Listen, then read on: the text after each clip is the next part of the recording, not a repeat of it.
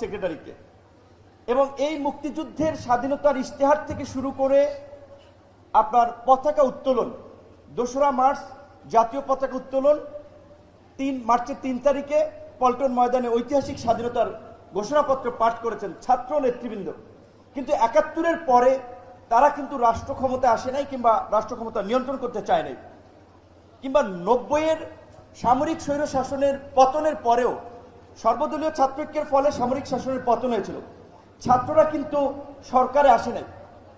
এইবার আমরাই সাজেশন দিয়েছিলাম যে তরুণদের একটা প্রতিনিধিত্ব সরকারে থাকতে হবে, কারণ তরুণরা সবসময় আন্দোলন করেছে, সংগ্রাম করেছে, জীবন দিয়েছে, তাদেরকে সবাই প্রশংসা করে। কিন্তু আমরা ওয়েস্টে দেখি মোস্ট অফ দ্য স্টেটসম্যান, সে মেল হোক ফিমেল হোক, অনেকের বয়স আছে বিলো 40 কিংবা 40-র কাছাকাছি অনেকের।